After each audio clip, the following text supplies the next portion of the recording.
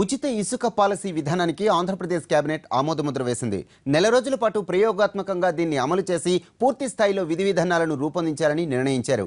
IT పాలసీకి అనుబంధంగా తీసుకువచ్చిన ఐఓటీ విధానానికి కూడా మంత్రివర్గం గ్రీన్ సిగ్నల్ ఇచ్చింది. విజయవాడలో సుదీర్ఘంగా సమావేశమైన ఏపీ కేబినెట్ ఇసుక విధానంపైనే ప్రధానంగా చర్చించింది. శాండ్ మాఫియాకు చెక్ పెట్టి అక్రమ రవాణాకు అడ్డుకట్ట వేసేందుకు దాన్ని ఉచితంగా సరఫరా చేయాలని ఇటీవలే నిర్ణయించిన ఏపీ ప్రభుత్వం విధి విధానాలపై మంత్రివర్గ భేటీలో చర్చించింది. ఇసుక మాఫియాపై జిల్లా స్థాయిలో అధికారులు ఉక్కుపాదం మోపాలని స్పష్టమైన ఆదేశాలు జారీ చేసింది. ఉచిత ఇసుక విధానాన్ని ఎంతమంది వ్యతిరేకించినా పకడ్బందీగా అమలు చేయాలని కేబినెట్ నిర్ణయించింది. గ్రామాలకు మీదుగా వెళ్లేటప్పుడు గ్రామాల రోడ్లు దెబ్బతిన్నా ప్రభుత్వమే మెయింటెనెన్స్ కూడా చేస్తుంది. ఏ గ్రామంలో ఎవరు కూడా అభ్యంతరాలు పెడతానికి వీలు లేదు.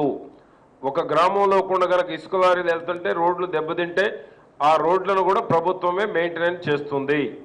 కనుక ఇవన్నీ 1 month అబ్జర్వేషన్లో వచ్చేటువంటి ఇష్యూస్ ఏమైతే ఉన్నాయో ఆ ఇష్యూస్ అన్నిటికి కూడా ఒక పరిష్కారం కనుగొని గైడ్ లైన్స్ ఫ్రేమ్ చేయడం జరుగుతుంది. అందుకని ఈ రోజు నుంచి 1 month ఫ్రీ శాండ్ ప్రతి ఒక్కరికి అందాలి. 10,000 క్యూబిక్ మీటర్ల శాండ్ కనుక మనం ఐడెంటిఫై చేసి ప్రజలకు ఇచ్చినప్పుడు మళ్ళీ వీళ్ళు మానిటరింగ్ చేస్తున్నప్పుడు ఇంకా కింద కనుక గ్రౌండ్ వాటర్ వరకు వెళ్ళిపోయి భూగర్భ జలాలకి ఇట్లా ఎన్విరాన్మెంటల్ చూడకుండా తవ్వేస్తుంటే కనుక ఇమీడియట్గా అక్కడ రీచ్ని స్టాప్ చేయడం జరుగుతుంది.